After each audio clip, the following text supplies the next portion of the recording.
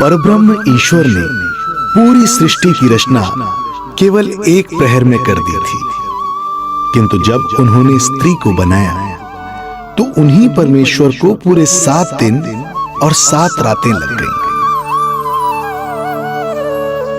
क्योंकि उन्हें स्त्री के व्यक्तित्व में मां बनने की अद्भुत क्षमता का निर्माण करना था, जो अपने तन को असहनीय पीड़ा देकर उसमें से एक नए जीव को जन्म देती है, जो अपने रक्त को दूध बनाकर अपनी संतान का पोषण करती है। वो एक मां ही होती है।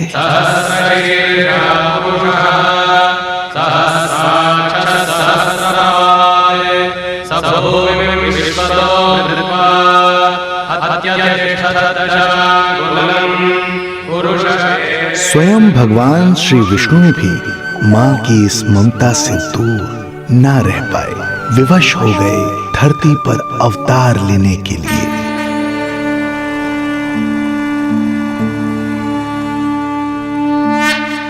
शांताकारं भुजगशयनं पद्मनाभं सुरेशं विश्वाधारं गगनसदृशं मेघवर्णं शुभांगं लक्ष्मीकान्तं कमलनयनं योगी वीरध्यानगम्यं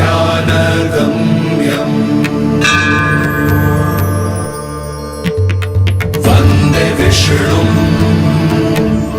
भवभयहरं सर्वलोकैकनाथं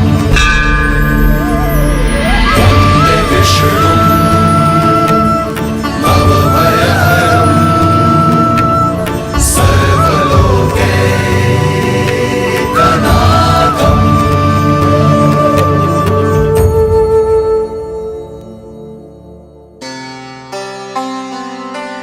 प्रणाम प्रभु। प्रणाम प्रणाम माता।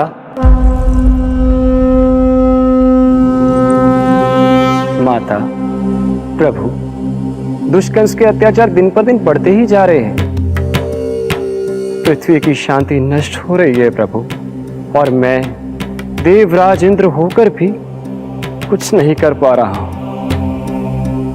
आपके प्रताप से मैं भूमि अनंत काल से समस्त विश्व का भार उठा रही हूँ, किंतु प्रभु अब दुष्टता इतनी बढ़ चुकी है कि मैं सहन नहीं कर पा रही हूँ। अब दया कीजिए प्रभु, इससे पहले कि मैं बुराई के इस असीम भार के नीचे दबकर ब्रह्मांड की अतल गहराइयों में खो जाऊं, मेरी सहायता कीजिए प्रभु। आंखें खोलिए प्रभु, आंखें खोलिए।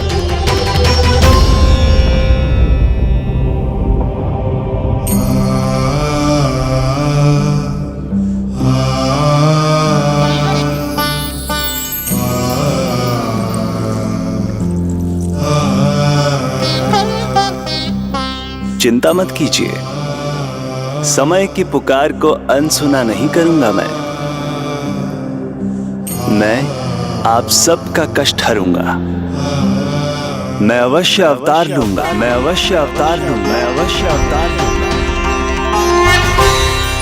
श्री कृष्ण के रूप में, श्री कृष्ण के रूप में, श्री कृष्ण के रूप में।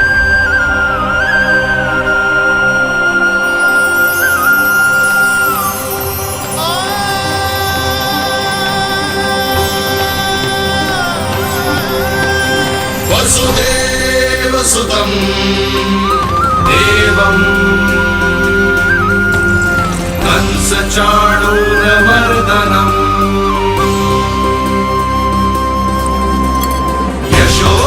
यशोदपरमानन्दम् कृष्णं वन्दे जगद्गुरुं, कृष्णं वन्दे जगद्गुरुम्। वसुदेव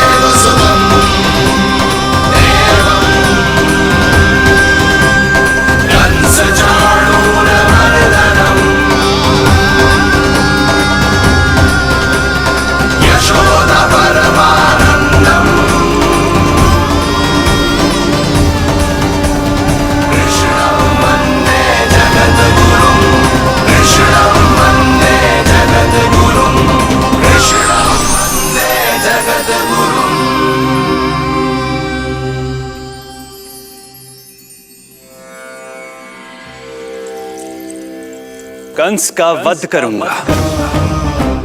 ऐसी परिस्थितियां उत्पन्न करूंगा जिनके कारण इस काल का सबसे बड़ा युद्ध होगा। कुरुक्षेत्र के मैदान में मैं सभी अत्याचारियों को एक साथ समाप्त करूंगा और इस प्रकार मैं भूमि देवी का भार अवश्य हल्का करूंगा। मैं धन्य हुई प्रभु। हम धन्य हुए प्रभु। किंतु ये सब मेरे अगले अवतार के प्रमुख कारण नहीं है। तो फिर प्रभु? मेरे अगले अवतार का सर्वप्रथम और सर्व प्रमुख कारण है मां के अलौकिक प्रेम का अनुभव करना। मैं मां की ममता के सभी रूपों का आनंद लेना चाहता हूं। उसके हाथों से भोजन करना, उसके अंग से लिपट जाना, लोरियां सुनना,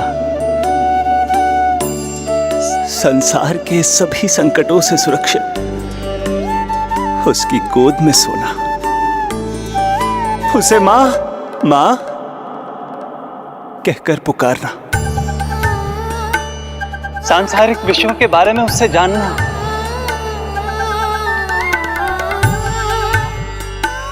और फिर कोई शैतानी कर उसके आगे आगे भागना, उससे डांट खाना और फिर उसे मनाने के लिए क्षमा मांगना।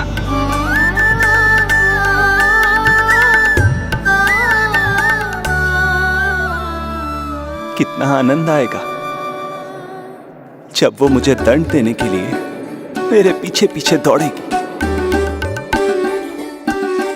और मैं उस डर से सभी दिशाओं में भागता फिरूंगा। और फिर जब वो थक कर हाँफते रुक जाएगी तो मैं स्वयं उसके पास जाऊंगा, उसकी ममता भरी गोद में समा जाऊंगा।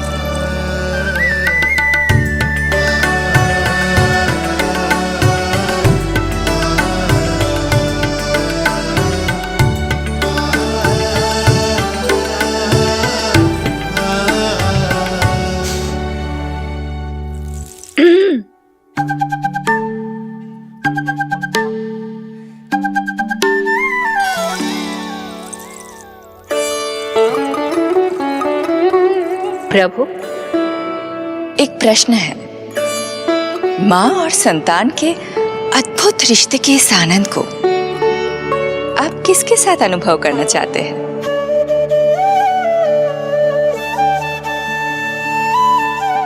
प्रभु,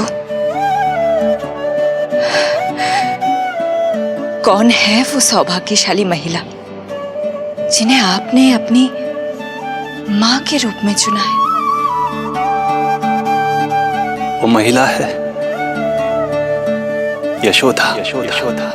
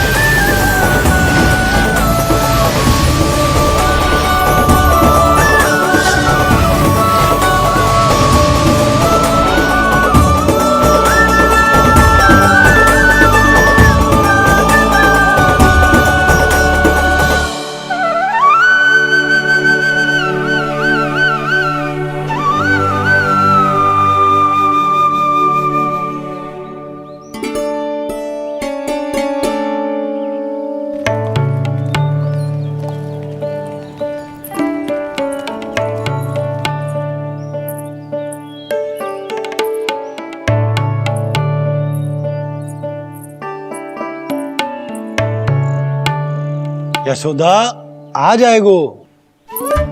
आपके जैसा बड़ा ना है कि रास्ता ढूंढते हुए अपने आप घर लौट आएगो। बस 6 महीने का बालक है, अबोध है। हे नारायण, क्षमा करना, अपने पति देव से ऊंची स्वर में बात कर ली मैंने।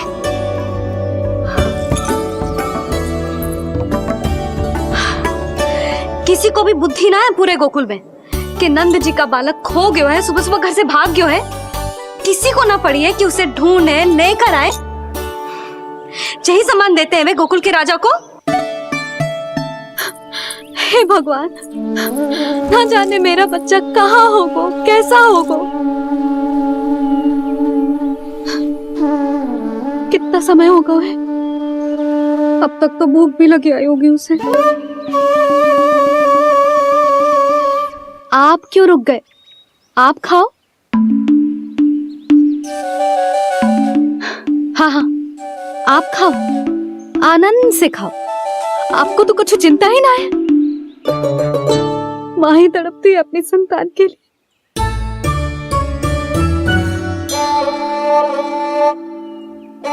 अब क्या खाली पेट काम पे जानो है?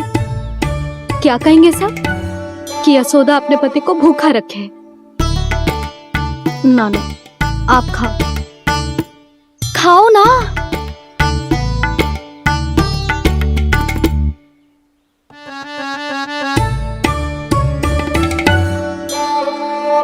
गुड़ के लड्डू कितने पसंद है उसे, कब से बना के रखे हैं। यशोदा, तुम स्वयं क्यों नहीं जाकर ढूंढती उसे? लड्डू भी खिला दियो और घर वापस भी ले आएंगे। जाओ, शीघ्र जाओ।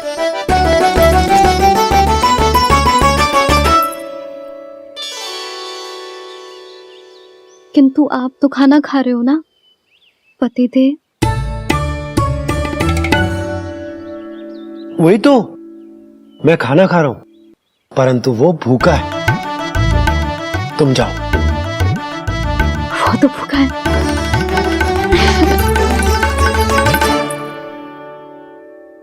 ये बनेगी श्री हरि के अगले अवतार की माँ।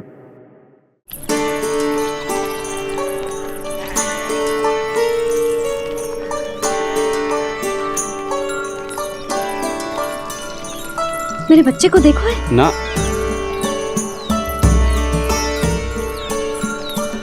काकी, मेरे बच्चे को देखो है। नहीं नहीं,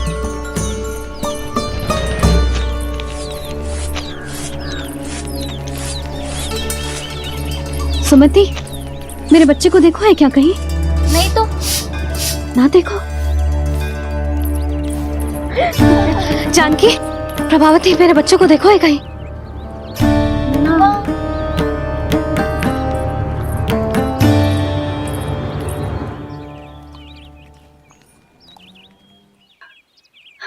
कहाँ है तू? देख, तेरी मैया कितनी चिंतित हो रही है, और तू है कि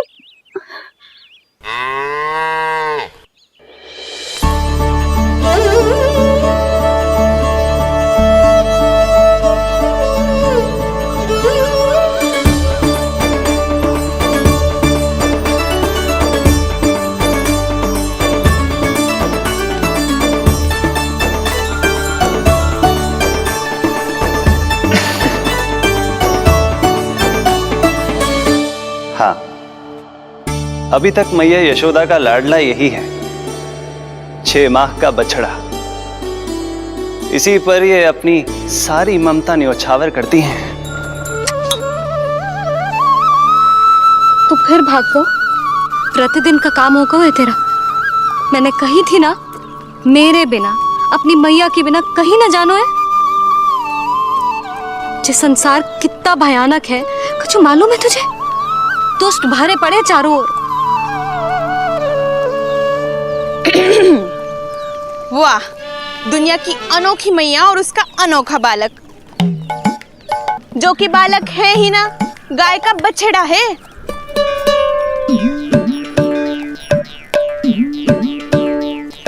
तो लक्षणा, तुम्हारी जे दशा कौन ने की? और कौन ने? जे तुम्हारे सपूत ने कूद फाड़ के मेरे पूरे बगीचे का सत्यानाश कर दो है। मेरा रामू ऐसा कर ही ना सकता। जे क्यों आएगा तुम्हारे बगीचे में? रंग बिरंगे फूलों के लिए। फूलों के लिए? हाँ, जीप लपलपाती है इसकी मेरे फूलों के लिए। सुबह सुबह भाग के आ जाता हो इन्हें खाने के लिए। फूल खाने? सुलक्षणा, तुम्हें कछु वहम हुआ है। जे मेरा रामू है, जे फूल वूल क्यों खाएगो भला? अच्छा, तो फिर आप ही इसका मुंह खोलो और स्वयं देख लियो। हाँ तो ठीक है, असत्य के पैर ना होते जो अभी सिद्ध हो जाए वो। रामू मुंह खोल के दिखा। मैया की कहीं मानते हैं ना, मुंह खोल। रामू सुलक्षणा चाची को दिखा दे कि तूने उनके फूल ना खाए। चल मुंह खोल, मुंह खोल।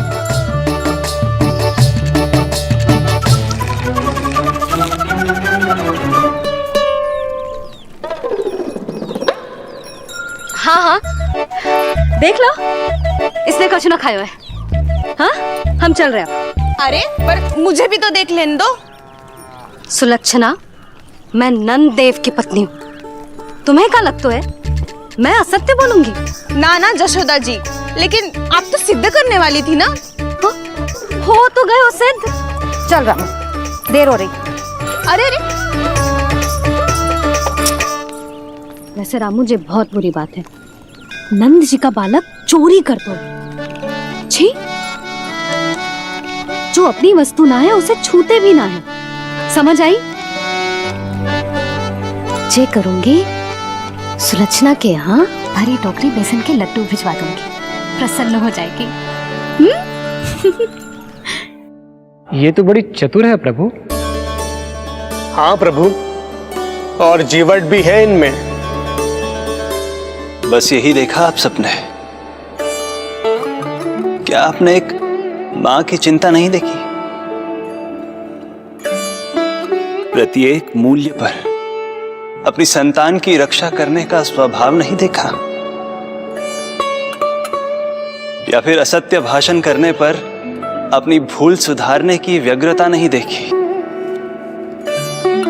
कोई बात नहीं, मैं बताता हूं यशोदा क्या है। यशोदा पवित्रता की प्रतिमूर्ति है, विश्वास का आधार सुरक्षा की भावना है, ममता का मूर्त रूप है वो, वात्सल्य की गंगा है, भावनाओं का बहता हुआ निर्झर है। यशोदा अपने आप में परिपूर्ण है। यशोदा मां है। प्रभु, मां यशोदा निश्चित ही अद्भुत है। जिनके यहाँ आप पुत्र बनकर जाना चाहते हैं, उन्हें तो असाधारण होना ही है। किंतु प्रभु, आपके दिए हुए वचन के अनुसार आपको देवी देवकी का पुत्र बनकर जाना है, तो फिर आप एक ही जन्म में दोनों माताओं के पुत्र कैसे बन सकते हैं? आपका प्रश्न उचित है इंद्रदेव। पूर्व काल में प्रजापति सुतप्पा और उनकी पत्नी प्रश्नी ने मेरी घोर तपस्या की थी। उनके आग्रह करने पर मैंने उन्हें वरदान दिया था कि जब वो देवकी और वसुदेव के रूप में पृथ्वी पर आएंगे, तब मैं उनका अष्टम पुत्र कृष्ण बनकर जन्म लूंगा। पर मैया यशोदा के वात्सल्य प्रेम ने मुझे दुविधा में डाल दिया, क्योंकि वो भी तो पिछले जन्म से ही है ना।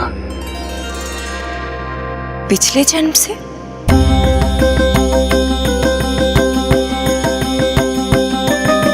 पिछले जन्म में मैया यशोदा 8 वसुओं में से एक श्री द्रोण की पत्नी धरा थी।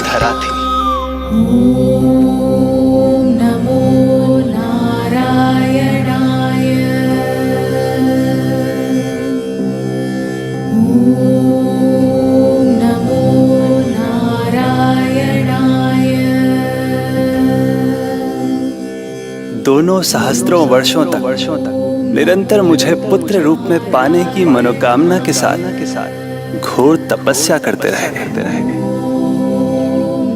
अपने तप में वो दोनों इतने लीन थे कि प्रकृति की कोई भी शक्ति उनका ध्यान भंग नहीं कर पाई। किंतु फिर एक दिन सोमती मैया के नंद लाला।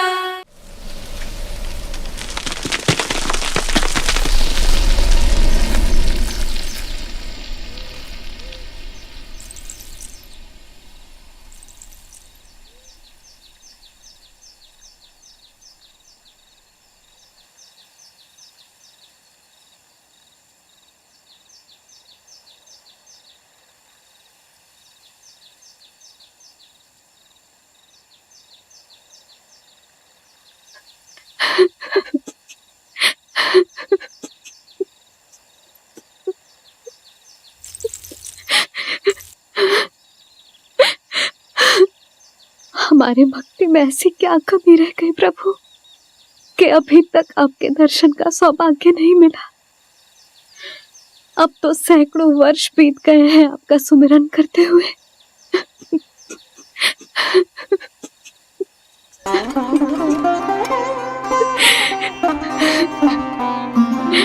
साचा सुमिरन सबसे हरि का, साचा है हरि नाम।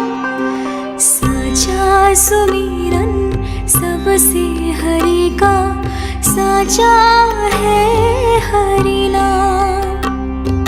जिनकी कृपा से बन जाते हैं सबके बिगड़े काम, सबके बिगड़े काम।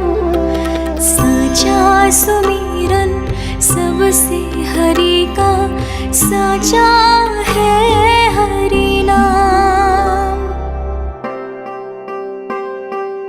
आतुर है आंचल का उपवन, सुनने को पैजनिया छुन छुन।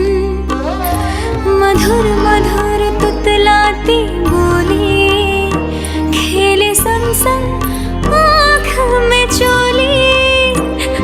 मेरे मुख पे भी दे दो प्रभु ममता भरी मुस्कान। साचा सुमिरन सबसे हरि का, साचा है हरि नाम। भक्त बिना भगवान है जैसे, माता बिन संतान के वैसे।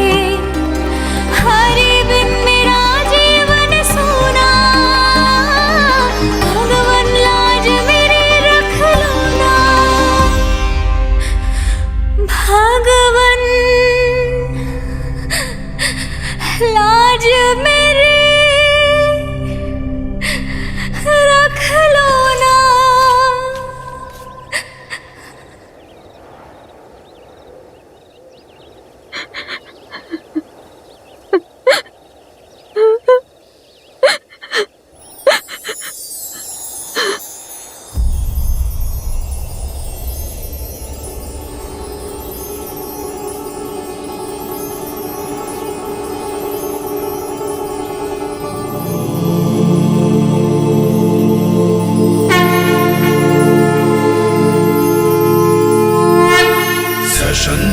चक्रम सकिरीट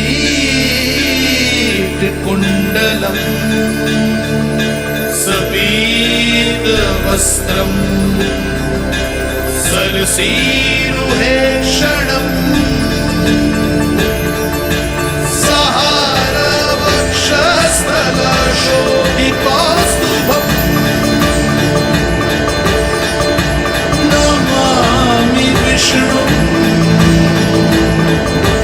शिरसा चतुर्भुजम्।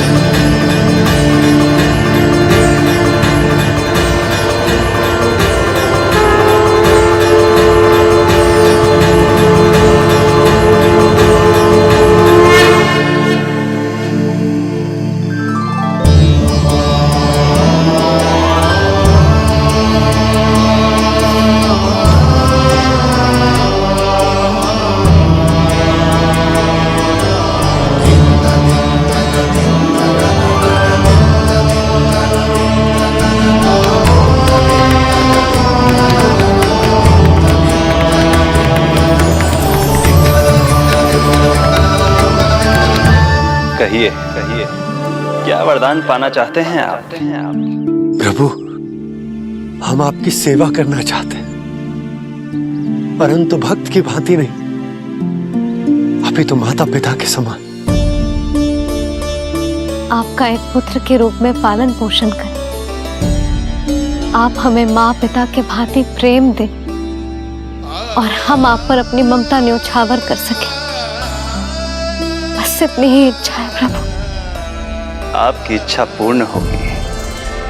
मैं आपकी संतान के रूप में अवश्य आऊंगा, किंतु उसके लिए आपको मेरे अगले अवतार के बाद एक और अवतार की प्रतीक्षा करनी होगी,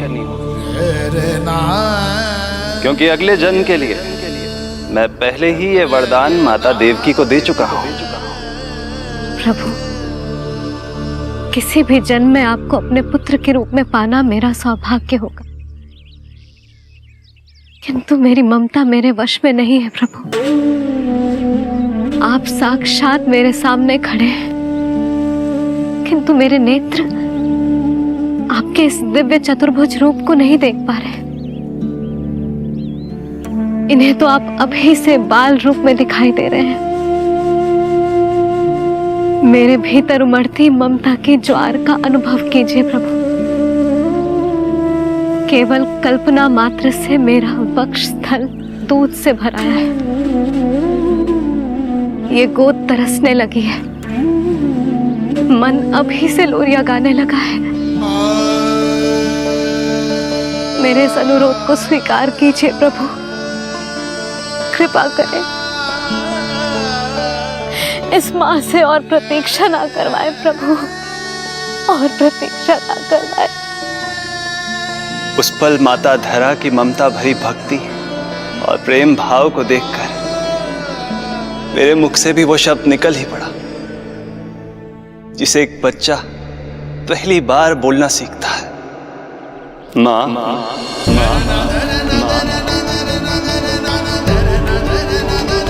अब ये प्रतीक्षा केवल आपकी ही नहीं, मेरी भी होगी। मैं भी तरसूंगा आपका पुत्र बनने के लिए। इस समय मैं विवश हूँ, किंतु मैं आपको वचन देता हूँ, मैं आपकी संतान बनकर अवश्य आऊंगा, प्रभु,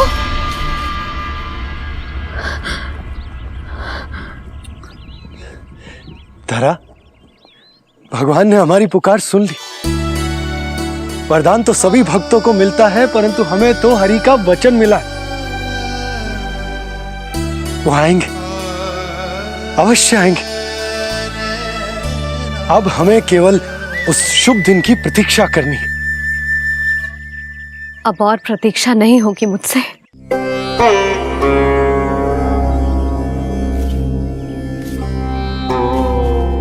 हमने सहस्त्रों वर्षों तक तपस्या की।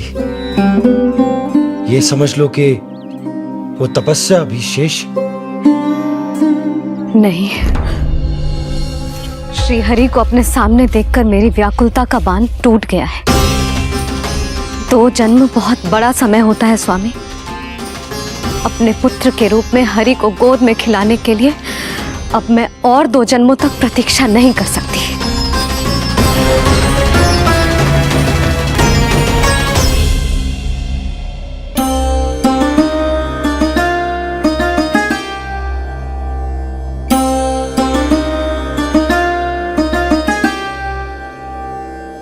व्यर्थ हरि बिन जग ये सारा, व्यर्थ हरि बिन जीवन धारा। पूजन वंदन व्यर्थ हरि बिन, व्यर्थ धरार जीवन धारा। वरुण देव विनती सुन लीजिए, तन मेरा निर्जल कर दीजिए। हरि के बिन सारा जल तन का सागर सा हो गया है खारा। प्रभु, माता धरा की तपस्या का तेज अत्याधिक है। प्रकृति के पंचतत्व, 5 महाभूत इनकी पुकार सुनने के लिए विवश है।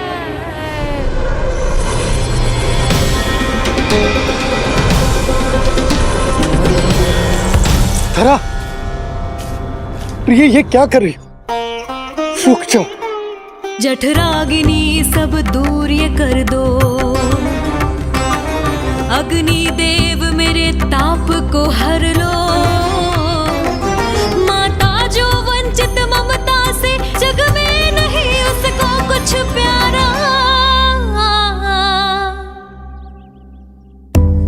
पूजन वंदन व्यर्थ हरि बिन व्यर्थ धरार जीवन धारा। प्रभु, यदि अग्निदेव अपना अग्नि तत्व वापस ले लेंगे तो इनकी पाचन शक्ति नष्ट हो जाएगी और जीवित रहने के लिए शारीरिक तापमान भी अति आवश्यक होता है। यदि वही विलुप्त हो गया तो धरा, तुम्हें मेरी सौगंध मत करो ये। हे भूमाता आकृति दाता, मिथ्या है ये माटी का ढांचा। माटी मुक्त करो इस तन से, जब ना मिला हरि का सहारा। प्रभु, भू तत्व ही तन को फाड़ देता है, उसके बिना ये तो पूरी तरह से ढह जाएंगी। धरा, धरा, ये क्या हो गया? बस करो अब। प्रभु, कुछ कीजिए। मैं संसार का संचालक हूं देवी। नियमों का पालन करने के लिए मैं भी बाध्य हूं।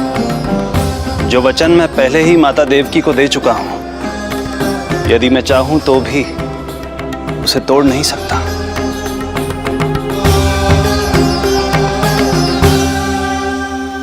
सुख लो आयु सब इस तन की, आस है जमुना शेष है मन की। वायु देव कृपा करो अब ये, रोक दो इन श्वासों की धारा।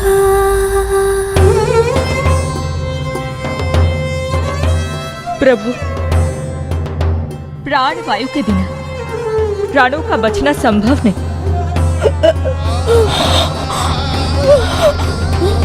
धरा, धरा, धरा, धरा, बस करो अब। क्या तुम अपनी सुध-बुध खो चुकी हो? तुम्हारे प्राणों में मेरे भी प्राण बसते हैं प्रिय। रुक जाओ।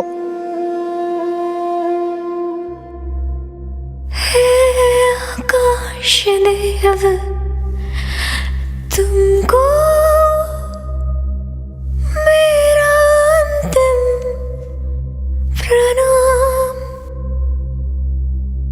अंतरात्मा लीन करो मेरी, लेके श्री हरि का नाम।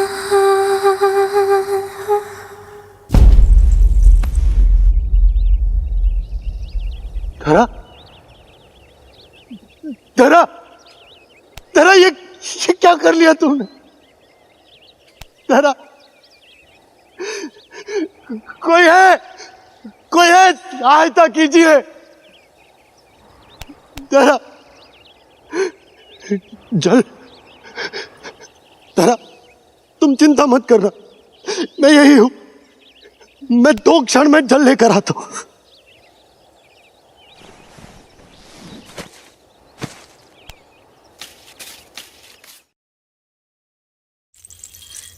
प्रभु, आप नियमों से तो अवश्य बंधे हैं, परंतु आप लीलाओं के स्वामी हैं।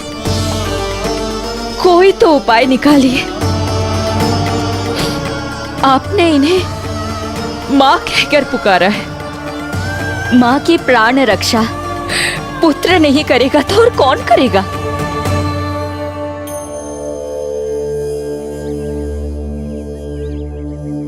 प्रेम ना जिसकी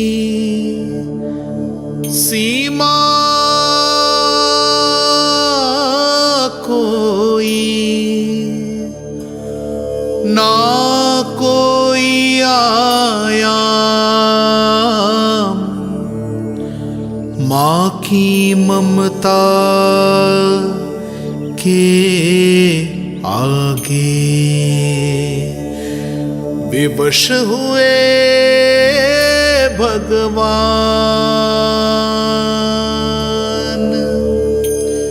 विवश हुए भगवान।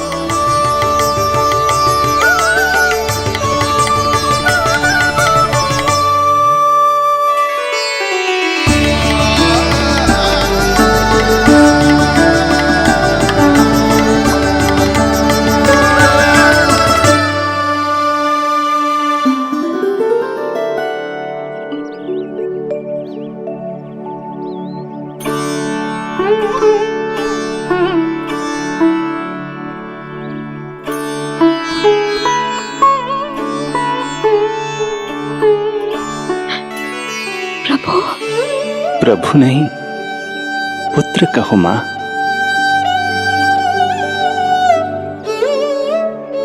पुत्र, मेरा पुत्र, मेरा पुत्र।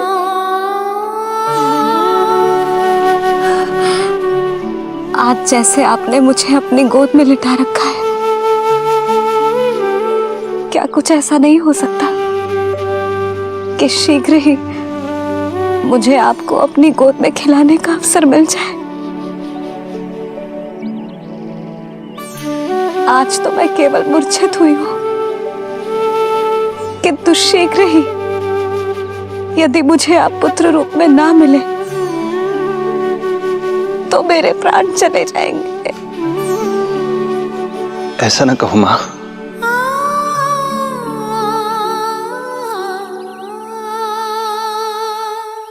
माता देवकी को मैं पहले ही वचन दे चुका हूं, इसलिए विधि के विधान के अनुसार मुझे उन्हीं का पुत्र बनकर जन्म लेना होगा। किंतु आपकी आतुरता का अनुभव करने के बाद अब मैं भी आपका स्नेह पाने से स्वयं को और वंचित नहीं रख सकता। आपने वरदान मांगा था कि आप पुत्र की भांति मेरा पालन पोषण करना चाहती हैं, इसलिए यदि आप उचित समझे तो आप अगले जन्म में ही अपनी इच्छा पूर्ण कर सकती हैं। जिस आयु में संतान को अपनी मां की ममता के आंचल की आवश्यकता सबसे अधिक होती है, उस आयु में अर्थात अपने जन्म के प्रथम दिन से 10 वर्षों तक मैं आपके साथ रहूंगा। किंतु फिर मुझे अपनी जन्म देने वाली मां माता देवकी के पास लौटना होगा। ऐसा करने से मैं उन्हें दिया वचन भी निभा पाऊंगा और आपकी ममता का सौभाग्य भी प्राप्त कर पाऊंगा। यदि आपको स्वीकार हो तो। स्वीकार है प्रभु, सहर्ष स्वीकार है। एक माँ और पुत्र का नाता केवल उसके कोख से जन्म लेने से ही नहीं बनता, ये नाता तो ममता से बनता है, और मैं अपनी ममता आप पर न्यौछावर करने के लिए आतुर हूं। यशोमती मैया के नंद लाला,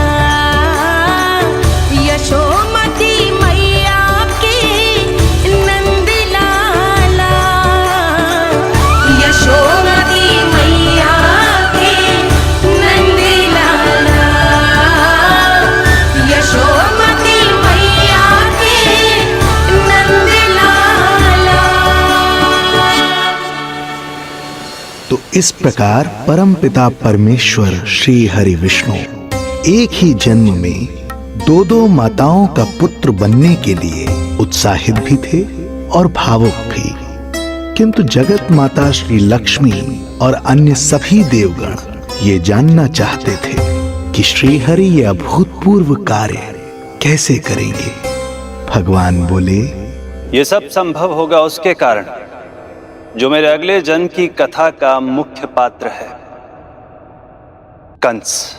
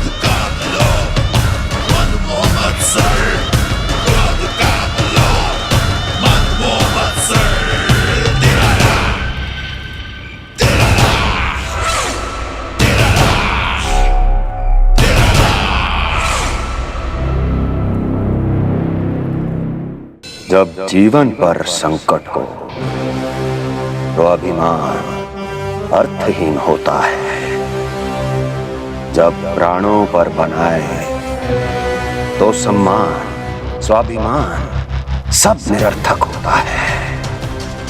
इन व्यर्थ के मूल्यों को बीच में मत आने दो, और दया उसे तो बिल्कुल नहीं। मार डालो साधु संत ऋषि मुनि स्त्री वृद्ध, चाहे वो नवजात शिशु ही क्यों ना हो। किंतु हाँ, यदि शत्रु भारी पड़ने लगे, पराजय सामने दिखाई देने लगे, तो उसी क्षण शत्रु के पैर पकड़ लो और अपने प्राणों की भिक्षा मांग लो। अहंकार को आड़े मत आने दो। अग्निः शेषम ऋणः शेषम शत्रुः शेषम तथैव च पुनः पुनः प्रवर्धेत तस्मात् शेषम न कार्येत। अर्थात अग्नि की एक भी चिंगारी, ऋण की एक भी मुद्रा और शत्रु की एक भी संतान यदि शेष रह जाए तो शीघ्र ही विकराल रूप धारण कर सकती है। इन सब का समूल नाश ही एकमात्र उपाय है अपनी सुरक्षा का। इसलिए कहता हूं, साम दाम दंड भेद कोई भी युक्ति क्यों ना लगानी पड़े, शत्रु के प्राणों का हरण ही परम उद्देश्य होना चाहिए। छोड़ो मत, फिर चाहे वो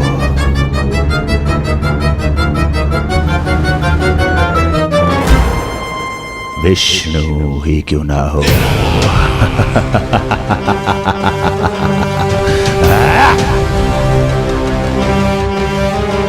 यही थी कंस की दिनचर्या। वो प्रतिदिन स्वयं को स्मरण कराता था कि स्वार्थ के लिए किसी भी सीमा को तोड़ने में कुछ अनुचित नहीं है। तभी तो राजगद्दी प्राप्त करने के लिए उसने अपने पिता महाराज उग्रसेन को भी नहीं छोड़ा था। पिताजी,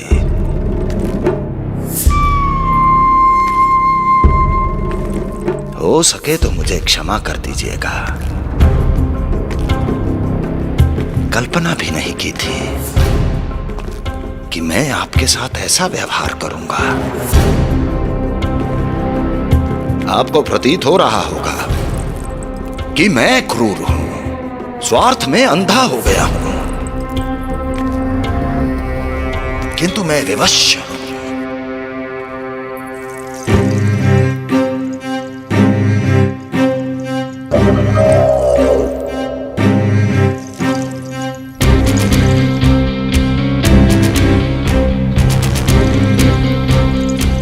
आज से सत्ता का ये भार अब मुझे उठाना पड़ेगा पिताजी,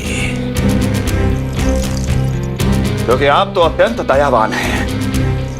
अपनी आवश्यकता से अधिक प्रेम आपको अपनी प्रजा से है, किंतु मैं ऐसा नहीं।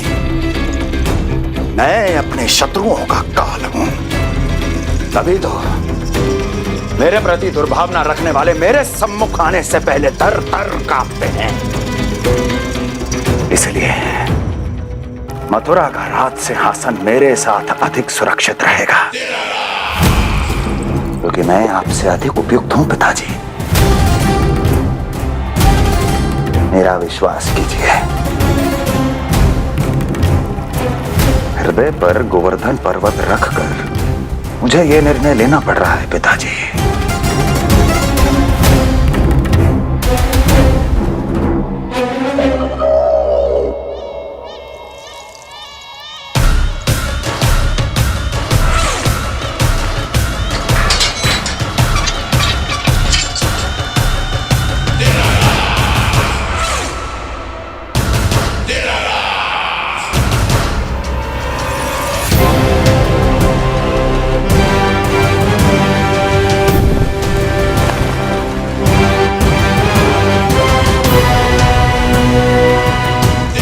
चाबी यमुना में फेंक देना।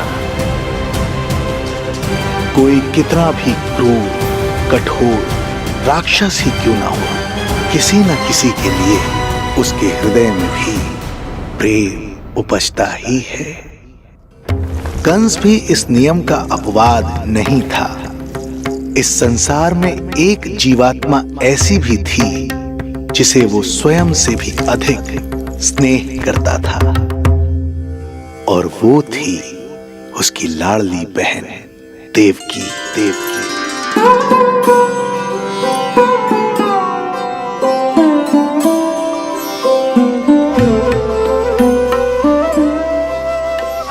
देवकी के लिए कंस एक राजा नहीं, मात्र भाई था, जो अपनी बहन की छोटी सी मुस्कुराहट के लिए आकाश पाताल एक कर सकता था।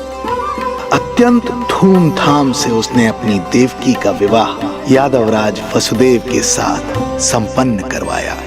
रुको, रुको।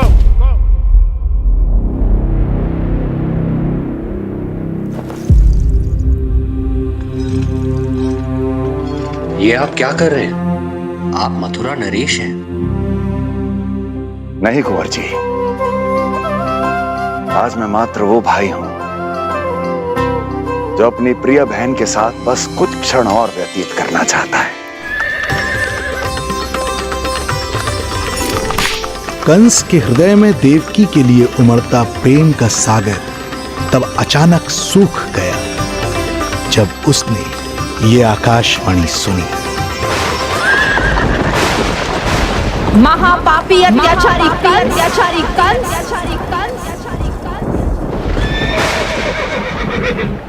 जिस देवकी को तू इतने प्रेम से ससुराल ले जा रहा है, वही तेरे अंत में सहायक होगी। तेरा काल तेरी प्रिय बहन के गर्भ से उसकी 8वीं संतान बनकर जन्म लेगा और तेरा विनाश करेगा, विनाश करेगा।